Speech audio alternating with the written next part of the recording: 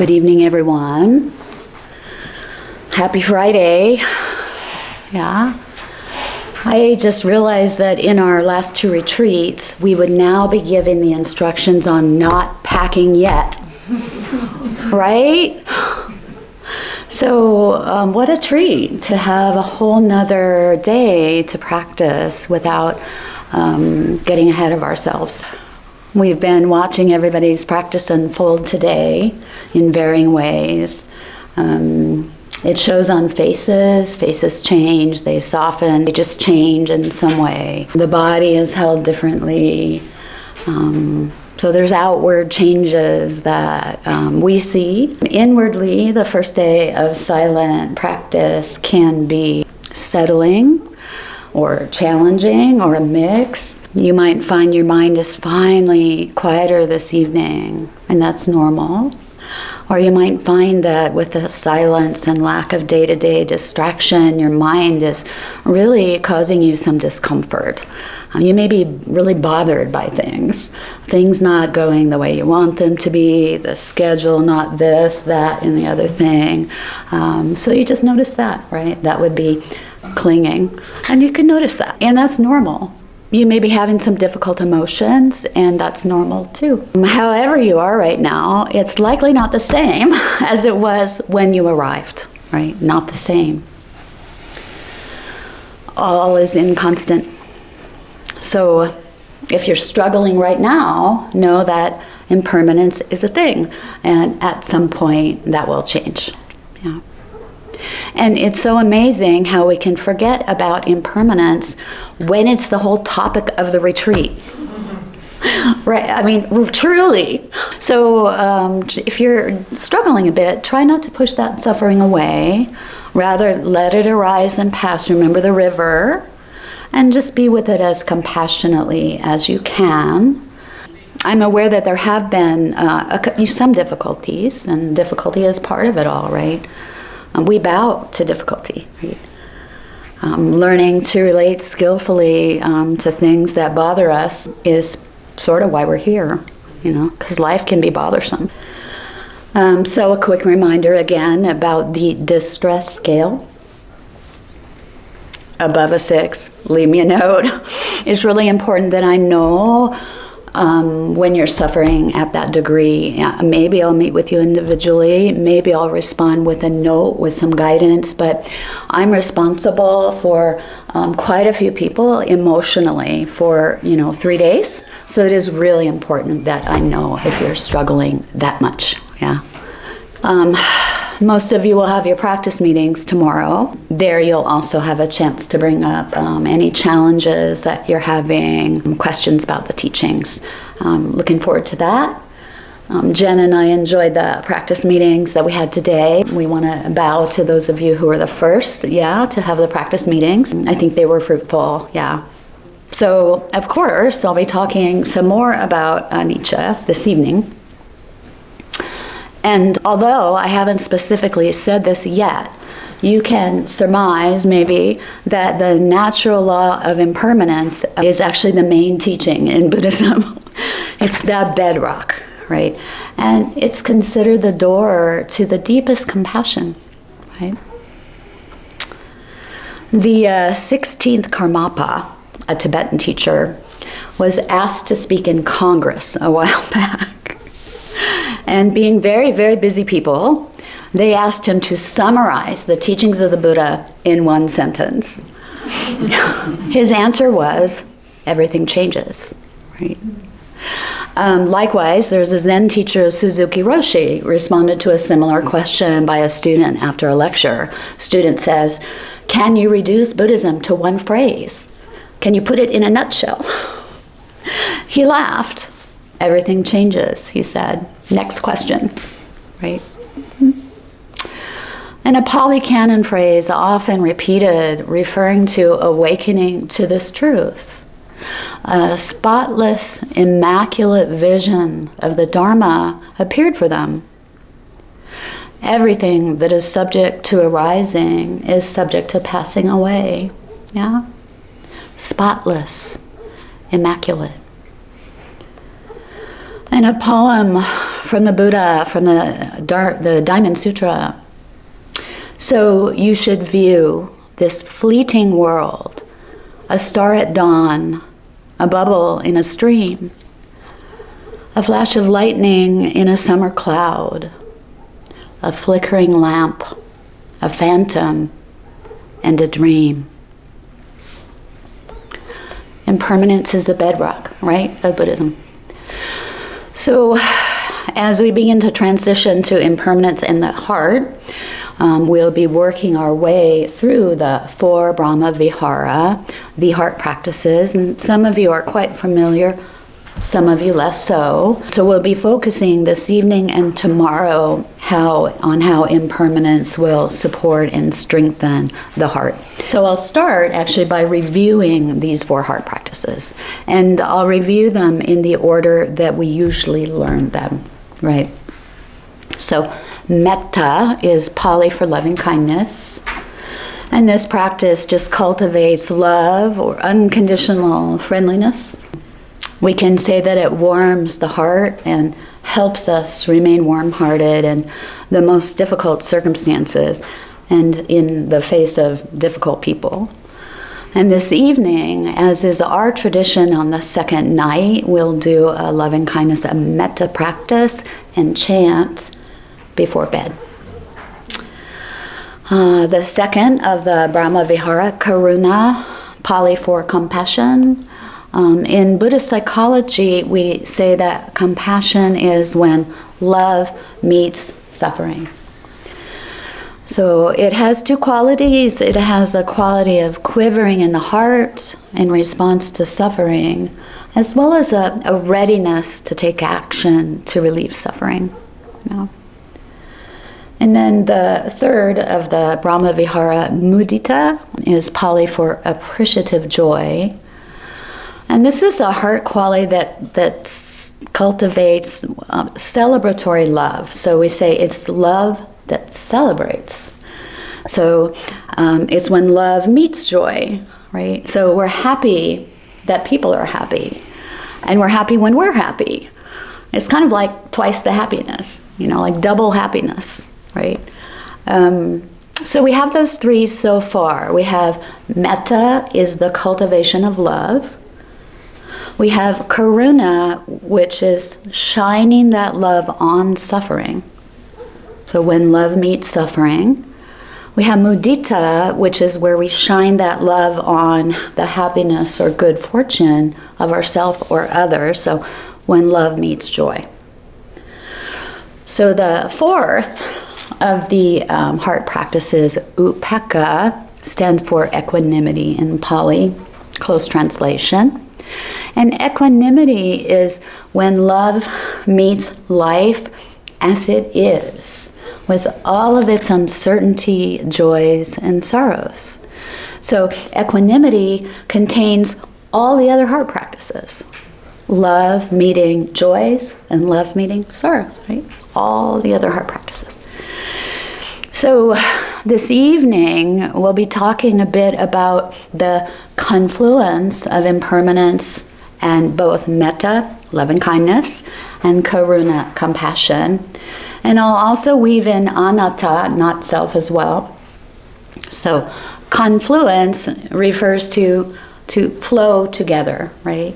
So we're referring to the joining of rivers, the joining of impermanence and the joining of the heart, right?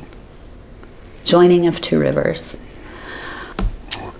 In our tradition of practice, the Theravadan tradition, the first stage of the path to awakening, we call stream entry. Stream, river.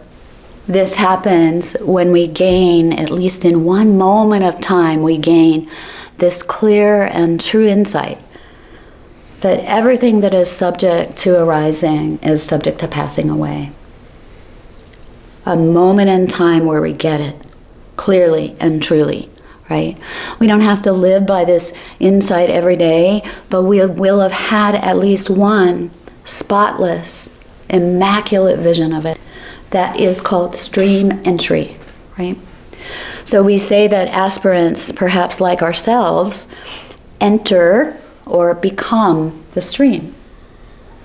I don't know about you, but I'd rather become it, right?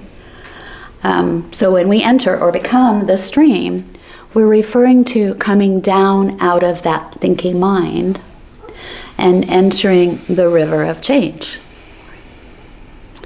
The thinking mind, like we spoke of earlier, takes the miracle of what's happening moment by moment and freeze frames it into that staccato way of seeing things that we talked about last night. The thinking mind causes us to lose contact with our river nature. Well, it puts things in boxes, makes things separate. And you've been entering the stream, maybe, or finding your river nature a little bit today, maybe. All of those momentary experiences that are happening for you are part of that flow, right? The scattered mind, the loneliness, the fear, the confusion, the annoyance, the ego attachment, self-aversion, beating yourself up, striving, the moments of peace, joy, connectedness, memories, sense perceptions, sounds, unpleasant physical sensations, pleasant ones, stretching and yoga, aches, headaches, tears, warm heart, clarity, confusion, devotion, doubt, sleepiness, agitation, resentment, loss of interest, craving, aversion, lack of confidence, empathy, all part of your river nature, right? All part of stream entry, right? Can we flow in that river without resistance, without clinging? Do you see how that works, right? The freedom that's available to us when we join that flow rather than fight it. There's been some fighting, right?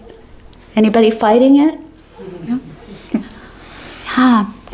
The Buddha was known to talk about how incredibly powerful and consequential it is to experience just one moment being fully absorbed in metta, loving kindness. But he would go on to say that a far, far more powerful, fruitful experience is when there's one moment of clearly seeing the rapidity of the arising and passing away of phenomena, right? Impermanence is the main event. We're doing that here. We're doing the main event, right? So the title of tonight's talk could be, how is impermanence the medicine we're looking for, right? Before we go into that, I do want to summarize what we've been doing. We've been attuning to change, right? Rather than just noticing things arise. We've been practicing today with impermanence of the body, of sense perceptions, the world around us. You've been invited to observe all of this with a mind tuned to impermanence. I pointed out that early mindfulness training really is focused on noticing things as they appear, but not always with that focus on remaining and passing away. So today also we talked about remaining and passing away, right? So at this retreat we're more attuning to that part of it, so that we can become more aligned with impermanence, so that we can see it everywhere, so that we can enter the river of change, so that we can become the river. Right? And there are so many great benefits to living in alignment with impermanence. A few I'll talk about tonight, but I did want to take a minute to review some of the teaching from last night, just to get it back in our head. There's something called Yogi Brain on retreat, which is kind of like, you could be in a Dharma talk and it all makes sense, and the next day it's like, what? What was said there? So a little review. Last night we talked about impermanence in general, as well as the other two characteristics of existence. Ringing a bell? Anatta, not self, and dukkha, suffering or stress. I had pointed out that impermanence is king because it reveals suffering and not self, the other two. And I'll talk a little bit about how that works tonight, right? And we saw that when we live in harmony with impermanence, we do not cling. We simply do not cling to anything. And it's proportional. It's not like a light switch. I'm clinging. Now I'm not clinging, right? The great Thai forest master, Ajahn Chah, in our tradition, writes, if you let go a little, you'll find a little peace. If you let go a lot, you'll find a lot of peace. But if you let go absolutely, you'll find absolute peace and tranquility. So it's proportional, week to week, moment to moment, maybe lifetime to lifetime, possibly. So think about that, right? Here you are, let's say you are living in harmony with impermanence. You've entered the stream, you're swimming in it, and therefore you're not clinging to anything, right? And therefore, what used to bother you doesn't. Imagine that. You're just not bothered by anything, right? And it's not that you don't feel pain or that things aren't unpleasant. It's just that we're not bothered by them. We're not reactive to it. We see it as part of that flow, that river of change. Why be bothered by something when, it's going to be gone? So we're just not bothered by things as much. We can be with the pain in life without reactivity because we know it's changing. So, for example, you're no longer bugged by that needy person at work who wants you to do their work for them. And, you may still have to navigate that situation. We're not talking about ignoring something that needs to be addressed. But you can take these actions from a place of equanimity. You know this will go away, and you do not suffer. Right? Again, it's not about not taking action. Something needs to be done, but you don't suffer. Or you no longer panic when your kid is doing really poorly in school. And again, I'm not saying you don't try to help in some way, but you're no longer reactive about it. Right? Or you just aren't as fazed by what people think of you, right? Or what you think of you, for that matter. So by clinging to nothing, we mean literally nothing causes reactivity. So one obvious benefit that almost goes without saying is that you suffer less in the river. It's a good place to be. It's medicinal, right? And there's so many benefits to the world when you suffer less. Remembering the Buddha's words, we undertake Dharma training for the good of the many, the happiness of the many, out of compassion for the world. I didn't say I undertake Dharma training for the good of me, right? The good of the many, yeah. So when we live in harmony with impermanence, no longer clinging, or no longer reactive to things, in my mind there are 5 doors opening, each of which is a path to the heart. 4 of them are the Brahma Vihara that I just reviewed, and 1 is anatta, or not self. And tonight I'll talk about 3 of them. Tomorrow we'll do the other 2. And these 5, this is my own numbering system, not the Buddha's, and you won't find it on the list of lists. So the first heart door that opens is a door to kindness, right? So the heart is more able to soften, it's freed up. Because when we cling, there's clenching, fear, and tension. When we let go, everything relaxes, the body, the mind, and the heart. And we have a natural human capacity to love, for love, when we're not afraid. So when we've let go, we can generate love and kindness deliberately, spontaneously, and more enduringly, because that natural human capacity for goodwill blossoms when we stop clinging. It's who we are, really. Biologically, we're hardwired to be self-protective when we're feeling threatened.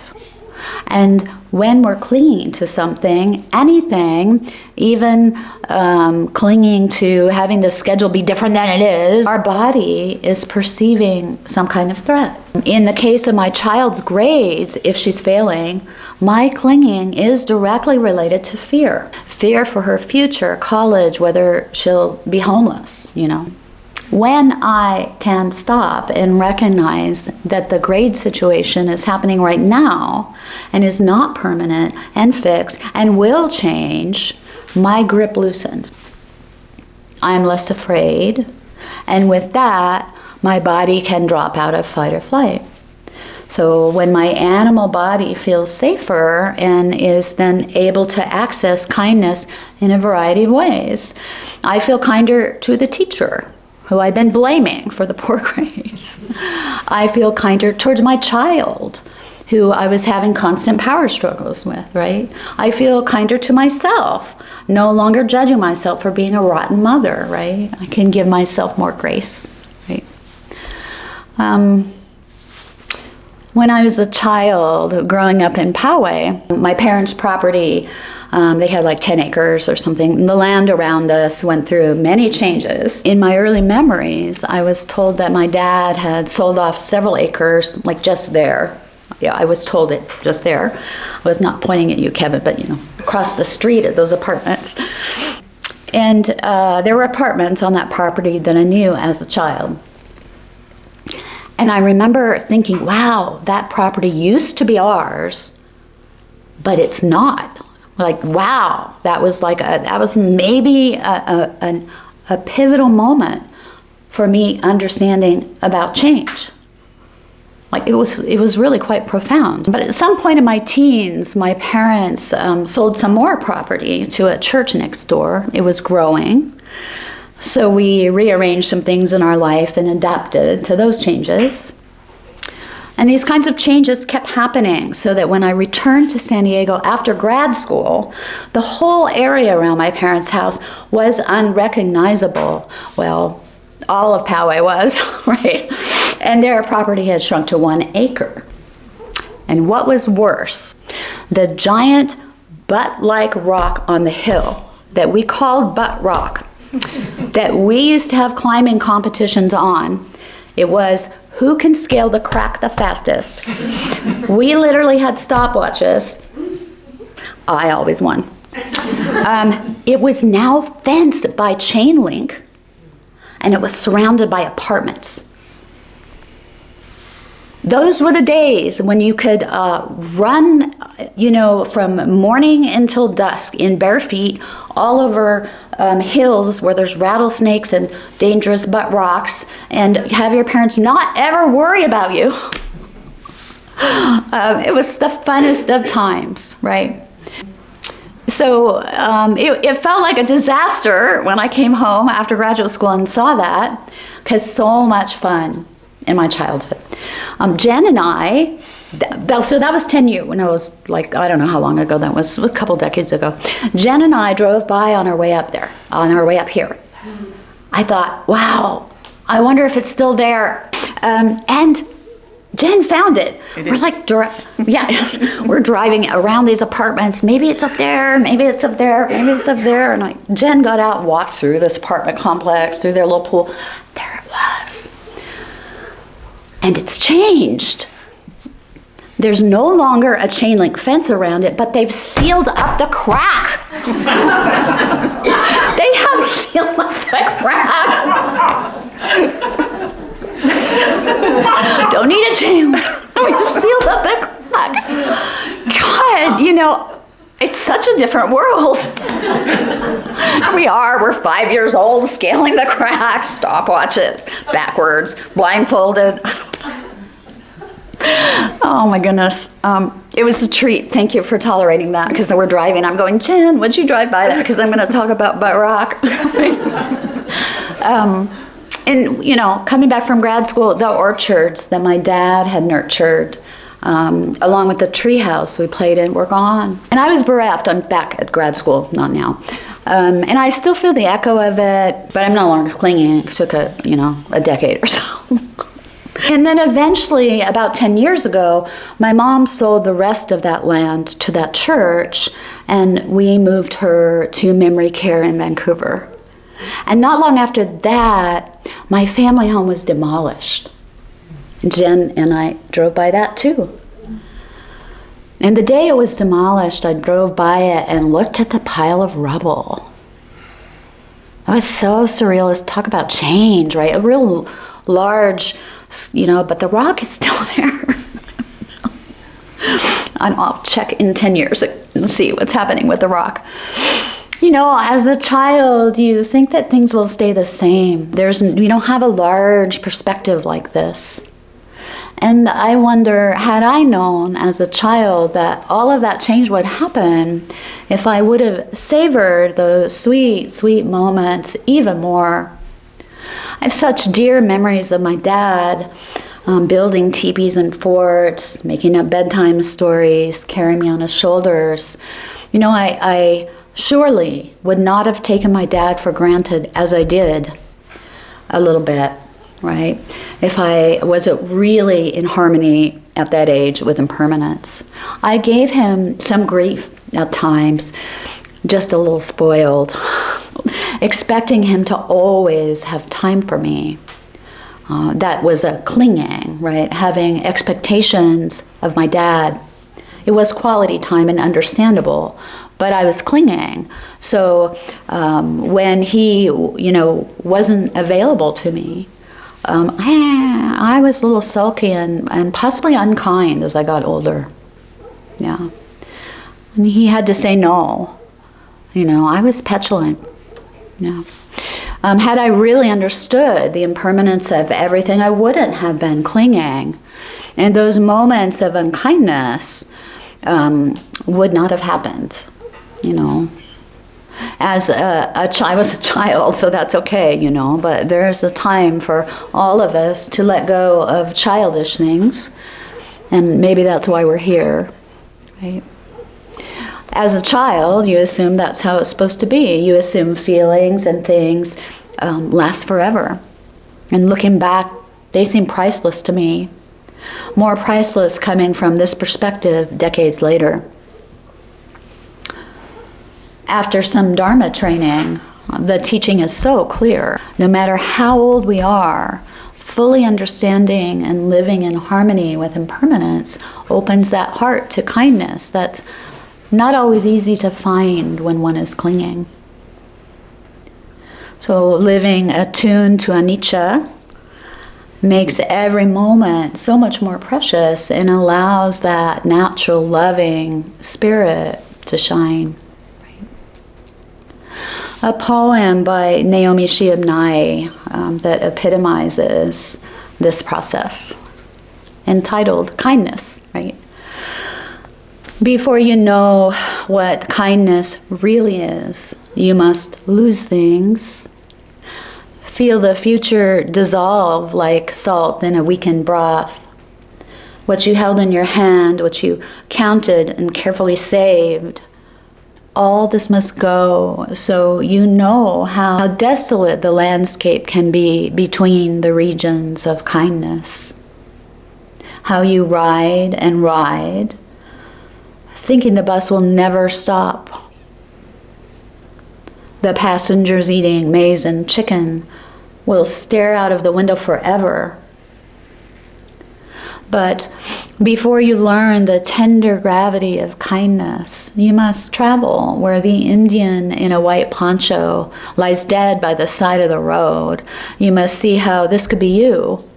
How he too was someone who journeyed through the night with plans and that simple breath that kept him alive. Before you know kindness as the deepest thing inside, you must know sorrow as the other deepest thing. You must wake up with sorrow. You must speak to it until your voice catches the thread of all sorrows and you know the size of the cloth. And then it is only kindness that makes sense anymore. Only kindness that ties your shoes and sends you out into the day to mail letters and purchase bread. Only kindness that raises its head from the crowd of the world to say, "It is I you have been looking for," and then goes with you everywhere like a shadow or a friend.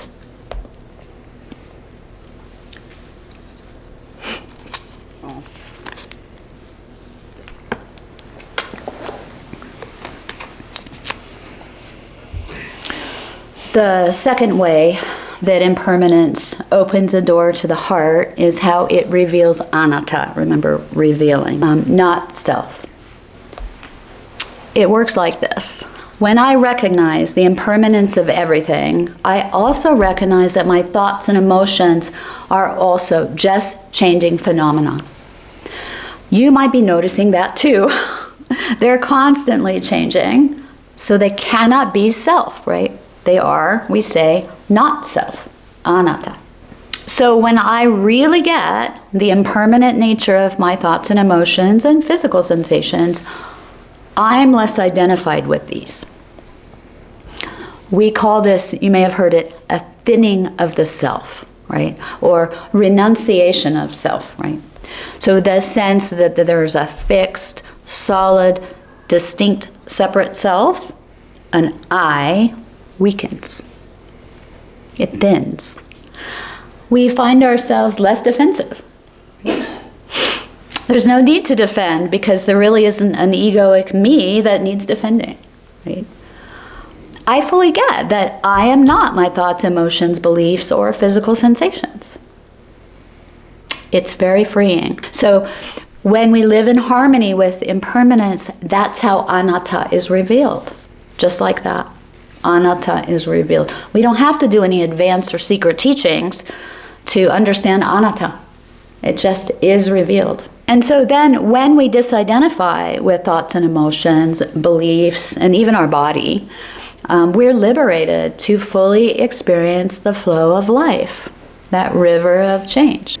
We're especially free from the grip of thoughts and emotions that cause so much strife between people. All the belief systems, judgments, resentments that we typically have dissipate because we're not holding on to anything. We get along better with people. We're less separate from them. It's not so much a me versus you or us versus them situation. So living in harmony with impermanence is a secret superpower in interpersonal relating. You know, when I was working on this talk, I realized I should add more about this in my book because I'm just conceptualizing it. The Dhammapada says, anyone who understands impermanence ceases to be contentious because it's not about me. It's so easy to step out of the way of a contentious person. Like a matador, you can step aside and avoid attacks. Sticks and stones may break my bones, but words will never harm me. You know, that childhood saying becomes a truth you can live by. Right?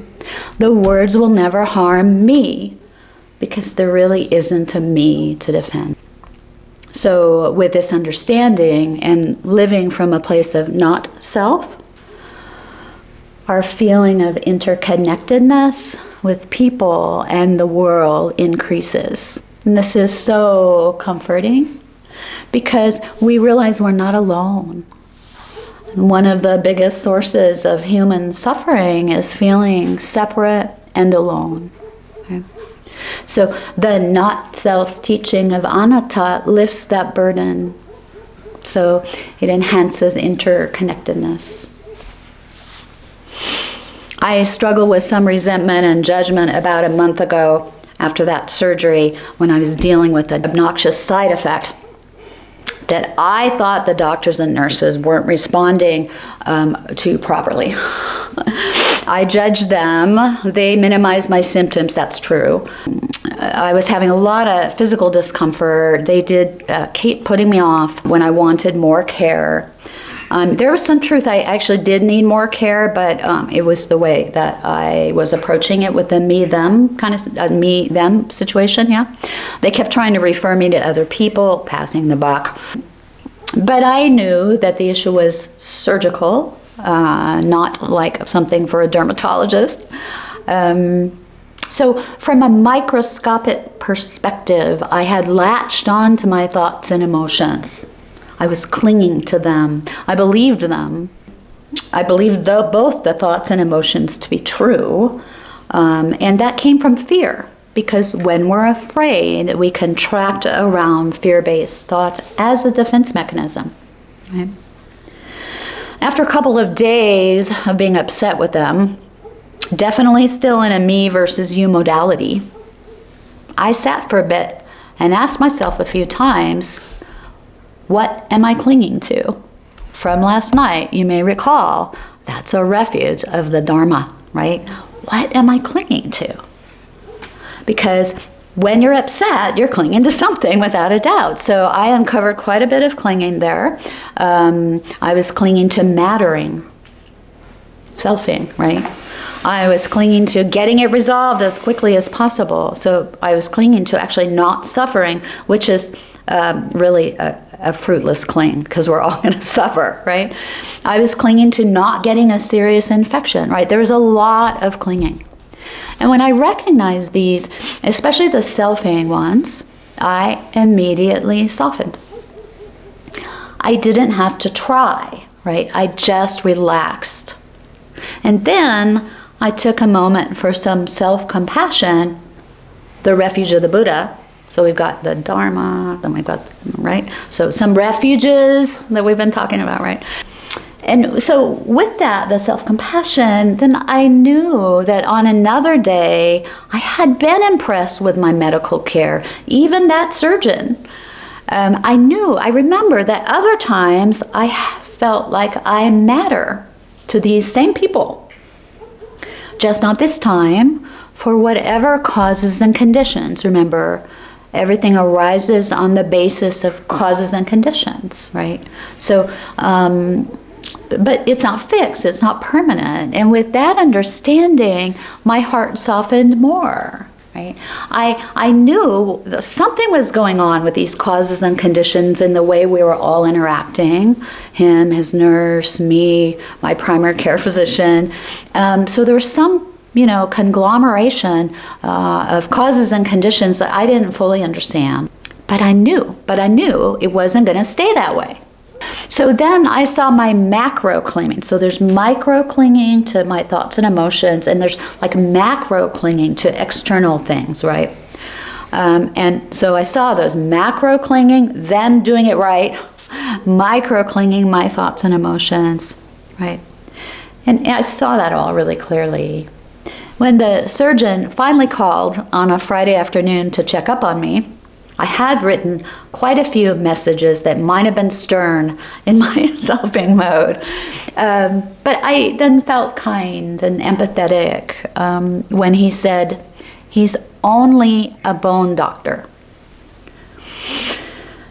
And when I had like an allergic reaction to the surgical glue, a very, very bad one. Just like a rash that kept spreading.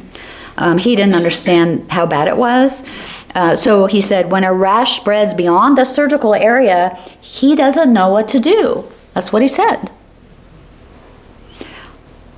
I felt his humanity. Even if I was confused, because it's not an uncommon reaction. I just maybe had a really large one. We had a congenial talk. He cooperated and gave me the steroids I wanted, which helped for a few days. We were no longer butting heads. And then when I saw him a week ago for the 1-month checkup, I was wearing a t-shirt that said, grateful. He said, you're a unique person. I am grateful for you. On his own accord, he asked to see me sooner. Usually they would see me again at 3 months. He asked to see me at 2 months rather than 3. due to this persistent complication. We want to keep a closer eye on you, right? So by becoming attuned to impermanence as a natural law, my heart softened, my self-being lessened, my interactions changed. I no longer suffered with resentment and judgment, and the surgeon, no doubt, was relieved that I was no longer frustrated. Medicine for all. A poem by Paulo Coelho, which epitomizes this, entitled Too Many Names. He says, Mondays are meshed with Tuesdays, and the week with a whole year. Time cannot be cut with your weary scissors. And all the names of the day are washed out by the waters of night. No one can claim the name of Pedro. Nobody is Rosa or Maria. All of us are dust or sand. All of us are rain under rain. They have spoken to me of Venezuelas, of Chiles and Paraguays. I have no idea what they're saying. I only know the skin of the earth, and I know it is without a name. When I lived among the roots, they pleased me more than flowers did. And when I spoke to a stone, it rang like a bell. It is so long, the spring, which goes on all winter. Time lost its shoes. A year is 4 centuries. When I sleep every night, what am I called or not called? And when I wake, who am I if I was not while I slept? And this means to say that scarcely have we landed into life, then we come as if newborn. Let us not fill our mouths with so many faltering names, with so many sad formalities, with so many pompous letters, with so much of yours and mine, with so much of signing of papers. I have a mind to confuse things, untie them, bring them to birth, undress them, mix them up, until the light of the world has the oneness of the ocean, a generous, vast wholeness, a crepitant fragrance. So the second door to the heart that's opened when we live in harmony with impermanence is that revealing of anatta and the interconnectedness with people and the world that comes with that. We become less separate. You know?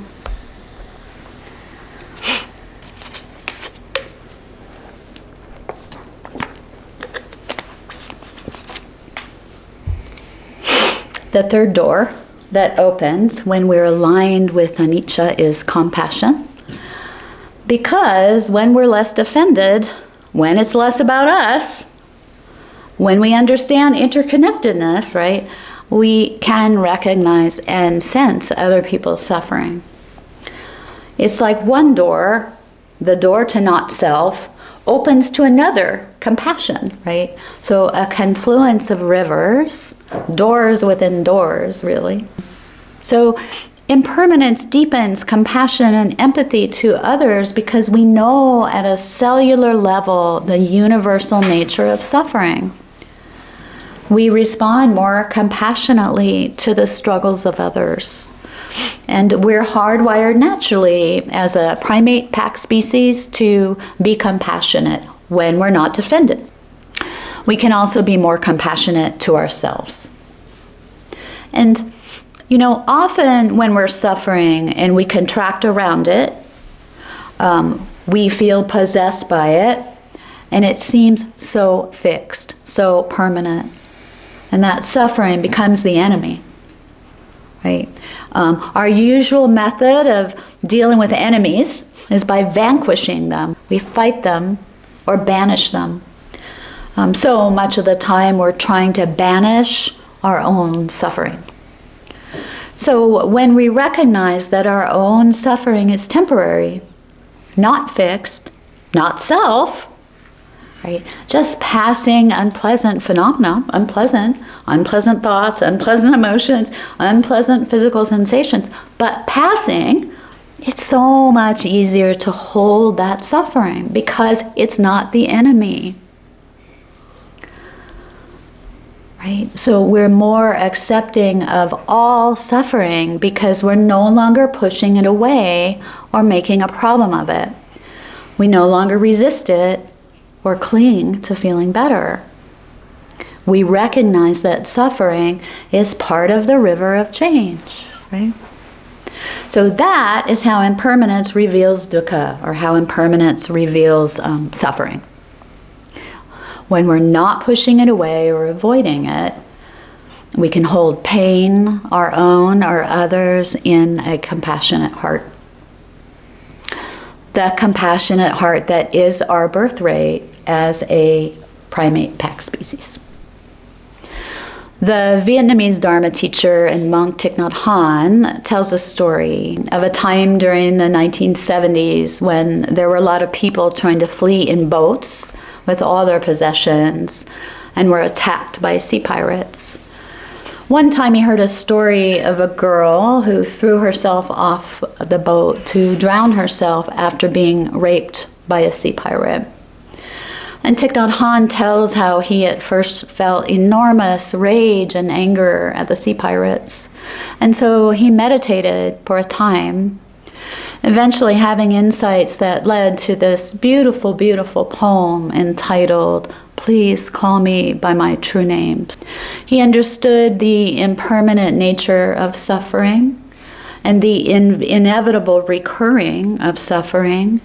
He saw that causes and conditions led to the violence of the sea pirates, the conditions of their childhood and culture. He understood the not-self quality of them and him. He saw the interconnectedness that is seen when one lives in harmony with impermanence, anatta, and suffering as natural laws. The poem is this: "Don't say that I will depart tomorrow. Even today I'm still arriving. Look deeply. Every second I'm arriving, to be a bud on a spring branch, to be a tiny bird with still fragile wings, learning to sing in my new nest, to be a caterpillar in the heart of a flower, to be a jewel hiding itself in a stone. I still arrive in order to laugh and to cry, to fear and to hope. The rhythm of my heart is the birth and death of all that's alive. I am a mayfly metamorphosing on the surface of the river, and I'm the bird that swoops down to swallow the mayfly. I'm a frog swimming happily in the clear water of a pond, and I'm the grass snake that silently feeds itself on the frog. I am the child in Uganda, all skin and bones, my legs as thin as bamboo sticks. And I'm the arms merchant selling deadly weapons to Uganda. I am the 12-year-old girl, refugee in a small boat, who throws herself into the ocean after being raped by a sea pirate. And I am the pirate, my heart not yet capable of seeing and loving. I am a member of the Politburo with plenty of power in my hands. And I'm the man who has to pay his debt of blood to my people dying slowly in a forced labor camp. My joy is like spring, so warm. It makes flowers bloom all over the earth. My pain is like a river of tears, so vast. It fills the 4 oceans. Please call me by my true name so that I can hear my cries and my laughter all at once, so I can see that my joy and pain are one. Please call me by my true name so I can wake up and the door of my heart could be left open, the door of compassion." Let's sit quietly before our walk.